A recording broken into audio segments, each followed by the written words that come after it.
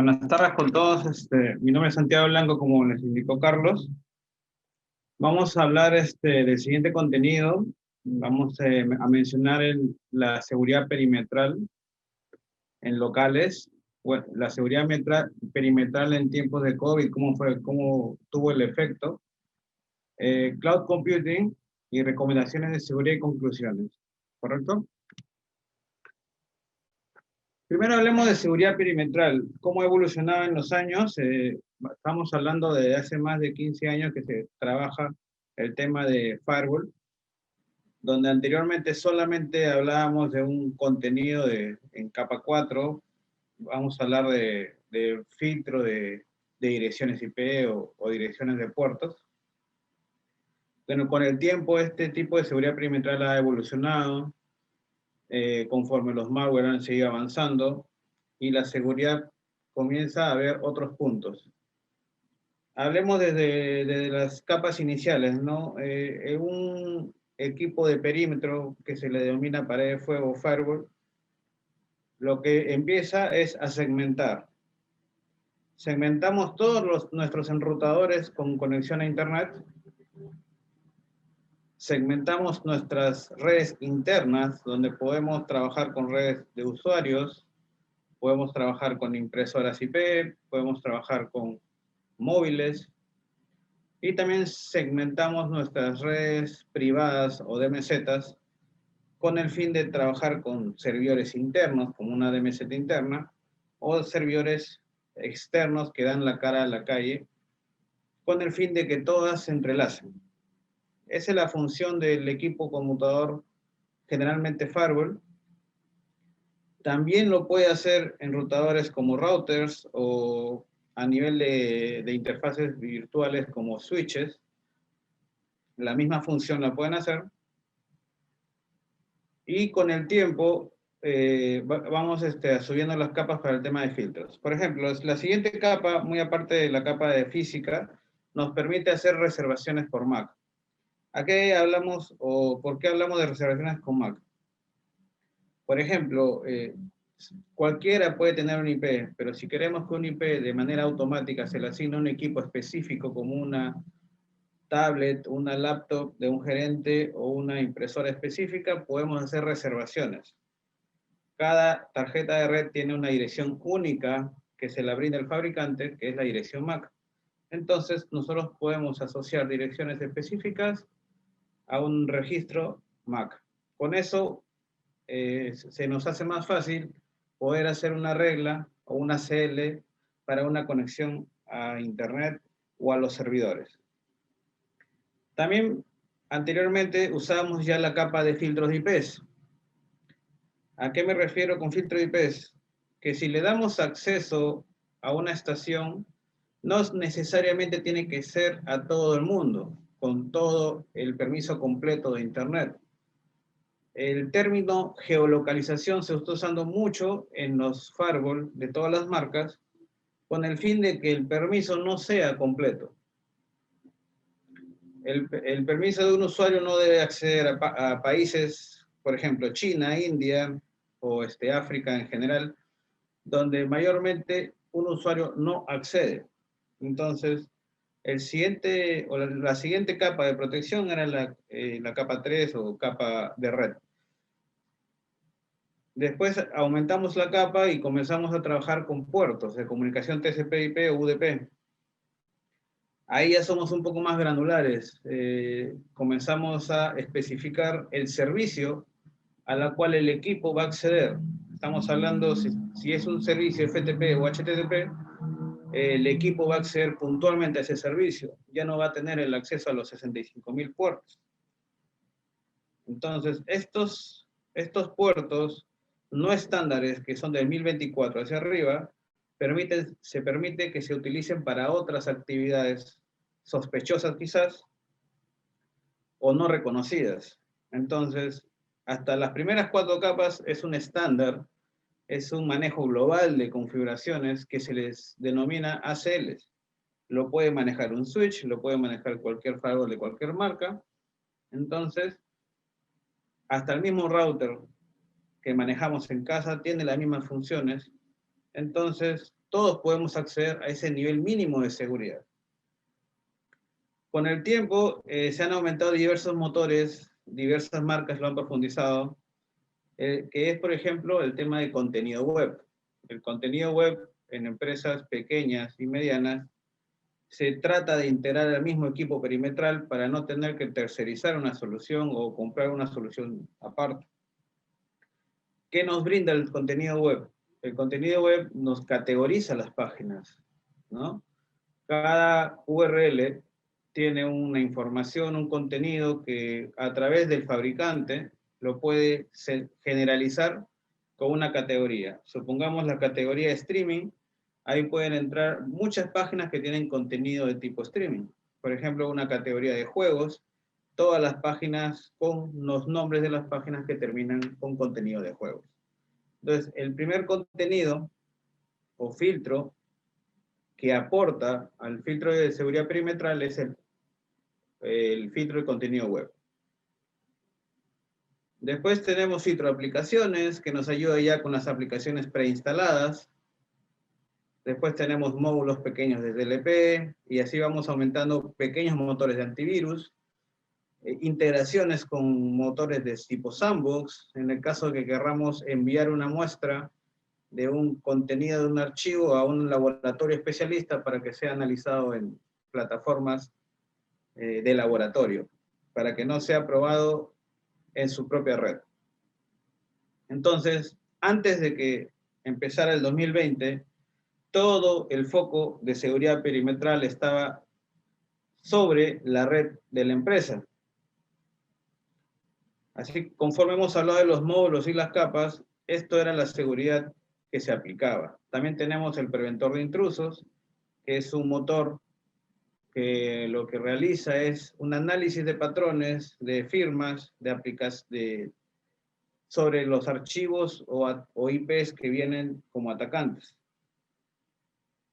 Entonces, todos los motores, cuando se centralizan en un propio equipo de firewall, se llama firewall UTM o firewall de siguiente generación. Pero dada los tiempos de COVID, esto como que fue pasado a segundo plano. ¿Por qué? Porque los usuarios no accedían a la red empresarial. Y comenzaron a salir las opciones de cómo podían acceder. Lo primero que se lanzó, y fue donde tuvimos más demanda, es en la activación de VPNs de tipo SSL o de tipo IPsec, con el fin de que los usuarios de casa accedan a la red corporativa. Pero no teníamos personas que puedan revisar la red corporativa. Cualquier daño físico, cualquier apagado, no podíamos tomar una acción. Entonces, ahí viene ya el tema de seguridad, un poco. ¿Cómo controlamos la seguridad de todas las estaciones que de manera forzada tuvimos que activar para la conexión a las redes empresariales? Hablamos de complejidad de contraseñas, hablamos de seguridad en línea, de protección de la información, ya que todas las empresas tuvieron miedo de que la información sea retirada de las entidades, como los activos digitales. Protecciones, entonces fue lo primero que se tuvo en mente. ¿Cómo habilitar acceso remoto manteniendo la seguridad?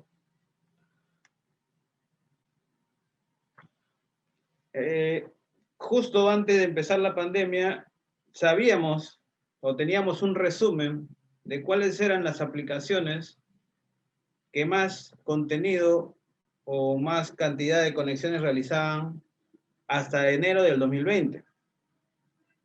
Quiere decir que tanto las aplicaciones de tipo Facebook, como redes sociales, streaming, colaboración o un chat, eran utilizados. Por lo tanto, teníamos que tener en cuenta que el usuario de casa va a tener acceso a todas las aplicaciones que anteriormente nosotros las preveníamos con el filtro de contenido. En todo caso, teníamos que tener eso en mente para saber cómo manejar el control de los usuarios, basado en el crecimiento de aplicaciones o consumo de aplicaciones vistas.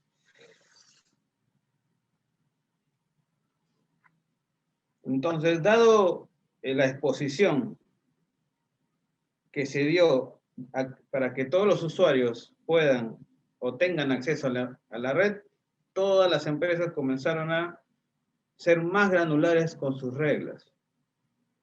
Por ejemplo, si una estación no puede tener acceso a través de la red VPN a todos los equipos, solamente a los que les compete, a los protocolos necesarios, se le aplicaba controles de monitoreo para que no saque información, etc. Adicionalmente, teníamos los ataques o el crecimiento continuo de ataques en épocas de COVID, que fue reportado como un aumento. Entonces teníamos que mantener la seguridad perimetral contra el mundo y a la vez mejorar la seguridad perimetral de las redes virtuales como VPNs. Inclusive teníamos que habilitar el funcionamiento de clientes como Webex, como Zoom, que nos permitían mantener comunicación en línea, pero siempre trabajándolo de modo seguro. Justo los tipos de actividades que se presentaron en casa fue el home office, la educación en línea, que todos los niños comenzaron a utilizar campus virtuales en todos los colegios, todo el e-commerce, las compras en línea que vino de golpe, porque anteriormente ya se veía, pero no a tal nivel. El entretenimiento de streaming en casa, todos estuvimos en casa, hijos, hermanos, etc. Y el consumo de acceso a páginas de salud. Por lo tanto, eso presentó nuevos riesgos, nuevos retos de seguridad sobre cómo poder proteger las estaciones ante el mundo. Si bien es cierto, antes veíamos cómo proteger la entidad ante el mundo, ahora teníamos que prevenir a la estación. ¿Por qué? Porque si la estación se infectaba, si la estación era un punto de falla, esa falla, si la VPN no estaba bien establecida, podía ser trasladada a la entidad y por ende a los activos de la empresa. Entonces se generaron nuevos riesgos, nuevos retos. Ahora, en conjunto de esto, pasando a la migración digital, que es el segundo tema que estamos viendo, ahora teniendo en cuenta todos los dispositivos de casa, no solamente la estación que se utiliza para teletrabajo, también está agregándose a nuestra red de casa. Por ejemplo, ahora tenemos control de aire acondicionado, de televisión, de termostatos, termas, etcétera. Todo se controla por aplicación.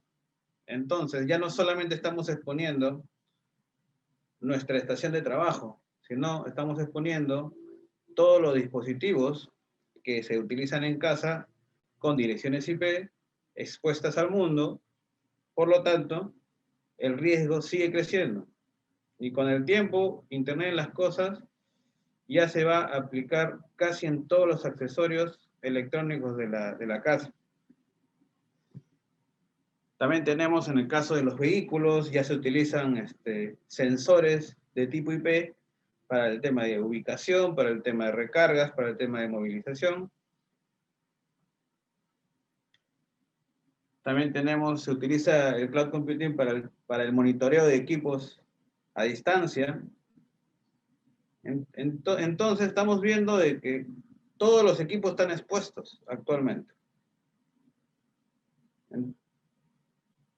¿Cómo o qué acción tomamos ahora para poder aceptar la migración o la transformación digital? ¿Cómo lo sincronizamos con la empresa, con la seguridad perimetral de la empresa? ¿Cómo lo entrelazamos con los usuarios finales de casa? Teniendo en cuenta lo siguiente, el mapa de transformación digital. El mapa de transformación digital, ¿qué nos dice? Por un lado tenemos la parte industrial. La parte industrial cada vez está utilizando más sensores para IP para control de equipos. Por lo tanto, todo el tema de sensores o el tema IP está centralizado en IoT. También tenemos, por ejemplo, la ciberseguridad, que es lo que hemos mencionado anteriormente en el curso anterior. Y vamos con otros temas, por ejemplo, Big Data.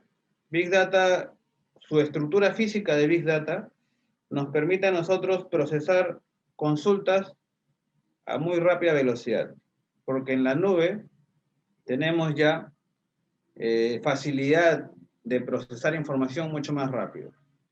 También tenemos redes sociales, tenemos inteligencia artificial, tenemos e-commerce, consumidores, también tenemos e-building, edificios inteligentes. Entonces todos los componentes pueden ir migrando a lo que es tecnología IP pública y privada.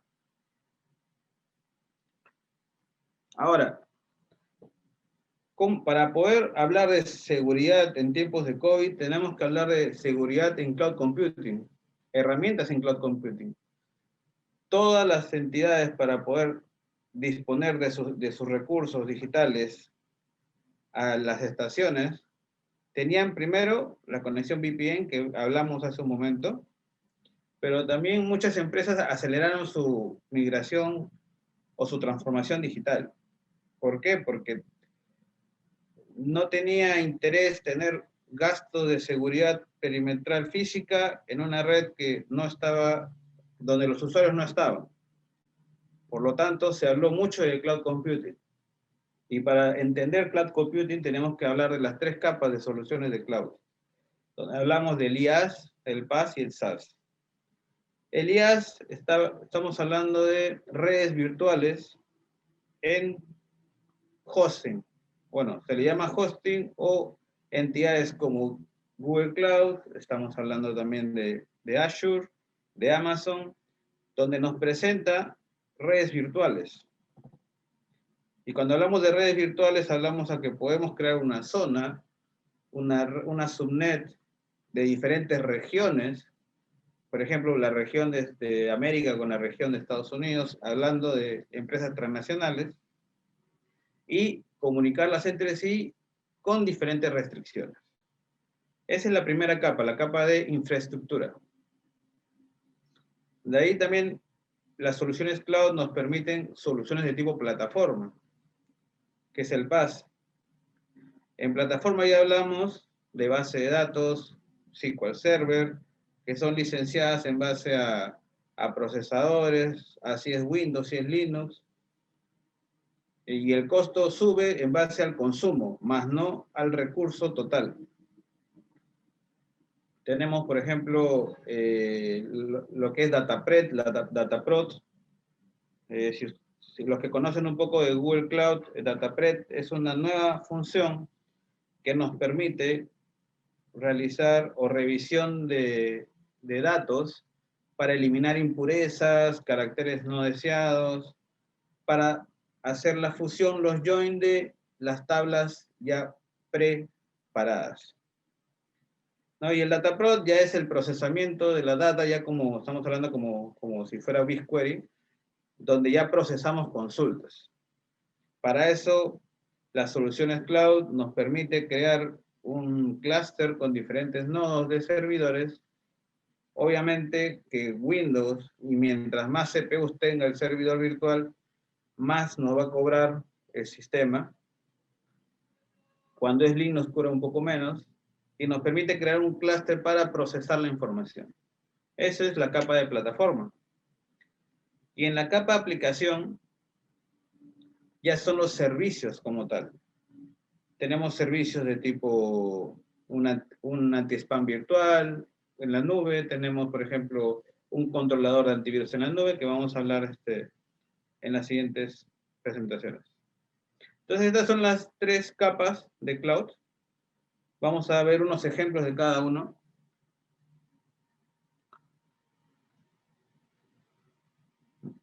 Justamente acá hablábamos el SAS, el PAS y el IaaS. Y hablamos primero del IaaS. Justo como comentaba, el IaaS nos permite, primero, establecer redes por región. Mientras más lejana sea la región, más lento va a ser las comunicaciones. Pero también son más baratas. Por ejemplo, si elegimos la región de India, por ejemplo, puede ser un poco más barata que la región de América, pero la distancia nos va a ser un poco más lento el trabajo. Pero la solución nos puede brindar una interconexión entre regiones, con ciertos filtros, con ciertos componentes integrados. Por ejemplo, podemos manejar lo que es la implementación de FortiGate virtual en la nube, podemos manejar FortiWeb, FortiAnalyzer, etc. Después tenemos la siguiente capa, que es el PaaS. Justo lo que comentaba, a nivel de base de datos, podemos insertar la data cruda en el Datapred. El objetivo de Datapred es hacer la limpieza de tablas, de registros, de componentes que a ustedes no les guste, para que la carga no sea tan grande. Porque si nosotros agarramos los archivos como tal y hacemos un query en la nube, el query puede ser muy pesado, por lo tanto, mientras más pesado es, más costo nos genera. Entonces, actualmente se está usando una preparación de la data para no generar queries muy altos o muy grandes. Con eso tenemos una reducción de dimensionamiento y de características de licencia para el tema de procesamiento. Ya después tenemos el tema de evaluación y entendimiento. En el tema del SaaS, sí vamos a hablar mucho de la seguridad en SaaS. Recuerden que el tema es seguridad perimetral y cómo fue afectada con la cuarentena, con el tema de la enfermedad. Por ejemplo, el anti-spam, vamos a poner como ejemplo Barracuda y Fortimail. ¿Cómo podemos realizar una implementación de anti-spam en la nube? Para empezar, tenemos que adquirir la solución anti-spam, que puede ser cualquiera de las dos, que nos va a servir como protección de anti-spam de entrada y de salida. Ahora, ¿cómo se entiende, cómo mandamos el correo? Unos preguntarán a una nube. Para empezar, el producto que nosotros ofertamos o que compramos nos va a brindar dos registros MX. Uno prioritario y uno secundario, que vienen a ser dos nombres. Estos nombres van a ser usados para trasladarle el correo a estos servidores. Los nombres son generados exclusivamente por cada cliente. El cliente configura en su récord MX estos nombres con los pesos que corresponden, ya que el principal va a tener un peso mayor y el secundario puede tener un peso inferior. Y a través del récord MX, el correo de la empresa es enviado a este hosting para ser analizado, antes de llegar al IP público. Ojo. Entonces la herramienta va a recibir el correo, va a asociar el dominio con el cual ustedes van a trabajar, y el dominio, que puede ser como nosotros bafin.com o puede ser elcomercio.com.p, etc., es registrado y se le asocia al IP público a la cual se va a enviar.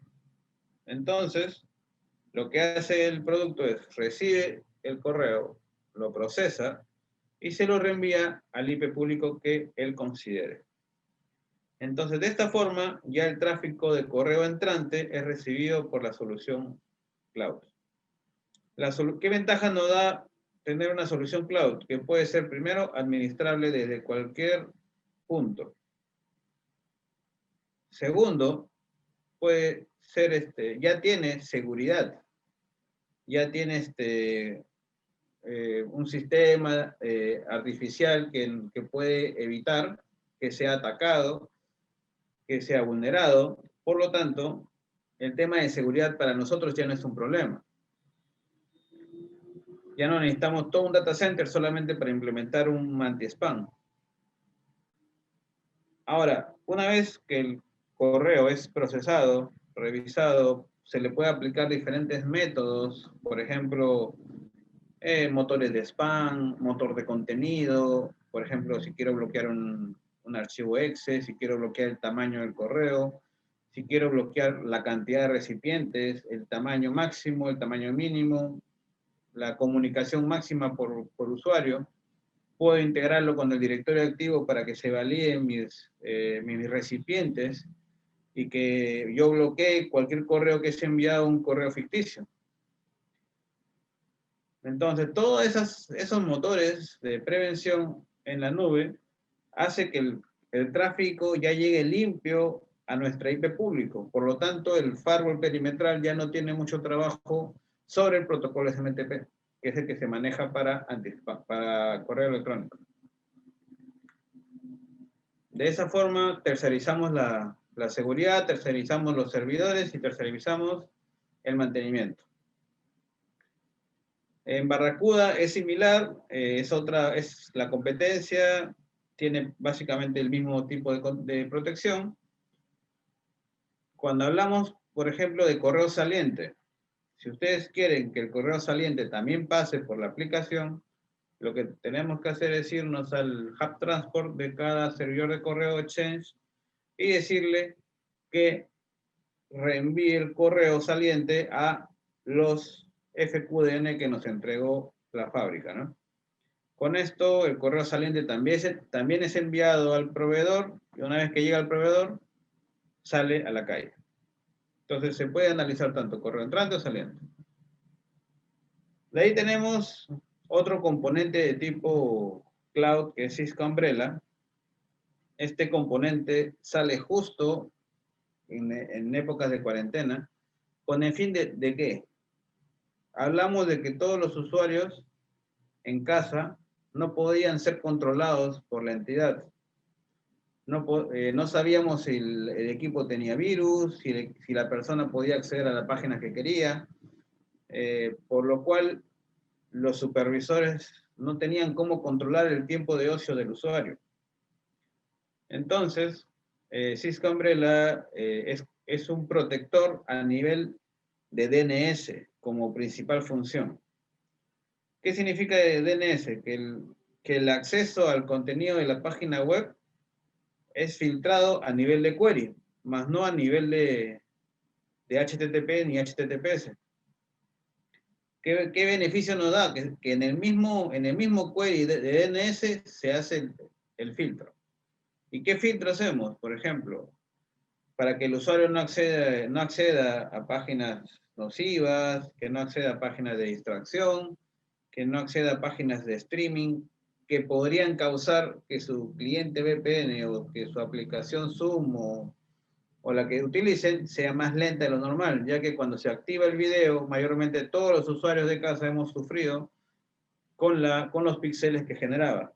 Entonces, este producto lo que hacía es centralizamos todos los clientes con una sola consola, que se les dice o se le denomina clientes roaming. Lo centralizábamos con una consola cloud y la consola le daba los privilegios, tanto de contenido web como contenido de aplicaciones. Hablábamos si el niño, por ejemplo, había instalado un juego o algo que no es parte de teletrabajo, también se le podía restringir a nivel de aplicación. Y a nivel de seguridad también el producto tiene un componente que nos evita o revisa el tema de malware, revisa el tema de cryptomining, revisa otros factores que ayudan para el comportamiento de la estación. También tiene la facultad de hacer filtros sobre el protocolo HTTPS, pero es otro tipo de licenciamiento, pero sí lo tiene. Entonces, fue una de las herramientas básicas para el control de usuarios en épocas de cuarentena. También tenemos otra herramienta cloud conocida que es el Envision en McAfee. Envision, como las personas que conozcan EPO, Policy Orchestrator, saben de que es una consola que busca la integración total de las herramientas de la marca. Hablamos que quieren que el IPS de McAfee se integre al EPO, hablamos de que el Vulnerability Management se integra al EPO, y otros componentes como GIS, etc. Entonces, lo mismo quisieron hacer, pero en la nube. Pero en el caso de McAfee, como lo tiene un poco más maduro, hace una conversación entre consolas, tanto la consola de on-premise conversa con la consola cloud para el envío de políticas. Por ejemplo, si teníamos un filtro web de marca Web Gateway o modelo Web Gateway en la entidad y hacíamos filtro por usuarios, por IPs, las mismas políticas de usuarios se lo tendría que mandar a la herramienta cloud. ¿Para qué? Para que cuando la estación salga a la calle, a la nube, a su casa, mantenga las mismas restricciones. En el caso, por ejemplo, de antivirus también, que tenga un antivirus manejado directamente. Entonces, esta solución es un poco más madura, tiene un poco más de tiempo en el mercado y también se utilizó en estas épocas para mantener la gestión y el control de las estaciones. Después, yéndonos también un poco a la parte de telecomunicaciones, los que hayan trabajado en un data center, que son, me imagino, la mayoría, sabemos lo tedioso que es manejar los switches, ¿no? Los switches de borde. En algunos casos podemos llegar a tener hasta 42, 50, 80, 100, los cuales en algunos casos están en stacking, en otros casos está independiente, por lo tanto, realizar el despliegue de configuraciones era un poco tedioso. Por lo tanto, en el camino, Cisco saca una solución que es Prime, por ejemplo. Y esta herramienta nos permitía centralizar todos los switches en una sola consola para ver el tema de eventos, como primera función. Entonces, pero esta función al principio era un poco costosa.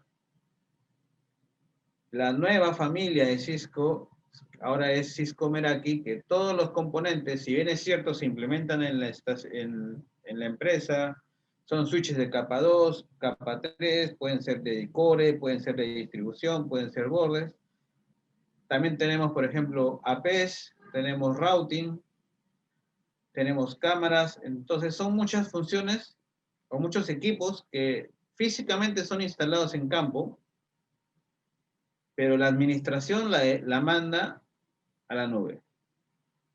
Con esto es más fácil el tema de replicar las configuraciones de un switch a otro, si queremos acceder al equipo, qué VLAN le ponemos a tal equipo en capa 2, lo tenemos mapeado en una distribución visual, es licenciado por cantidad de componentes, entonces ya no es tan tedioso la administración de equipos. Ahora, los equipos traen la misma tecnología que puede traer un Nexus, que puede traer un Catalyst, a nivel físico de procesamiento, a nivel de interfaces, throughput, supervisión, en algunos modelos.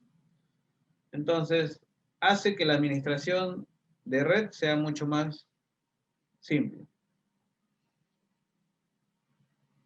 Cada componente que se adquiere tiene diferentes características. Toda la parte de Meraki está incluida en la certificación de Small Business de Cisco, que, bueno, recién fue lanzado este año, como si no me equivoco, el año pasado. Entonces, ahí hablan de todos los componentes de Meraki, que viene a tener lo mismo a nivel físico, pero es administrable en la nube.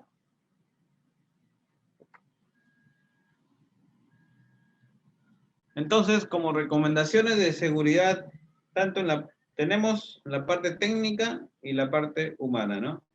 En la parte técnica tenemos que hacer nuevos controles, nuevos lineamientos en base a las herramientas on-premise que tenemos, a las mixtas que hablan de on-premise y clouds, y a las herramientas puras cloud, ya que tenemos que tener en cuenta en qué casos aplicamos gestión, seguridad, tráfico de información o infraestructura.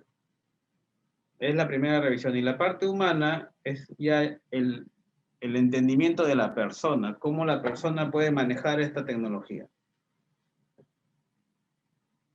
Por ejemplo, como mencionaba, a nivel cloud, todos los equipos IP van a estar apuntando a la nube. Nuestra base de datos ya no tenemos que administrarla en la red, podemos mandarla a la nube. Nuestra misma red virtual también podemos mandarla a la nube. Contenido, equipos como tablets, como smartphone, podemos sincronizarlo en gestor de componentes. También podemos mandar nuestras laptops con diferentes contenidos. Y los servidores también podemos mandarlos a la nube. ¿Por qué? Los servidores también se pueden virtualizar en la nube. Se trabaja con las plataformas preinstaladas de Linux y Windows, donde son cotizados de igual manera por el procesador, la memoria RAM, el tipo de disco, puede ser tipo disco normal o tipo de disco SSD. Entonces ya podemos tener todo en cloud sin necesidad de tener una oficina o tener una data center que nos genera quizás costos adicionales. Y la parte humana, donde nos habla de cómo enseñar a los usuarios a manejar estas tecnologías. Porque el usuario de casa se tiene que adaptar a consultar su base de datos en la nube, a tener su acceso de archivos, su data en la nube personal, su correo en la nube, el manejo de trabajo, todo tiene que concientizarse, ¿no? Entonces, también es una parte primordial.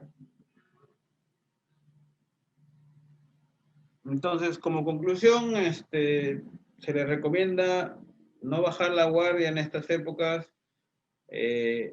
Los ataques están aumentando y no estamos en oficina como para hacerle frente. Ya, si bien es cierto, muchas personas están laborando, pero no el 100%. Por lo tanto, hay que hacer una revisión de cada uno de los mensajes, dispositivos, servicios, interacciones, etc.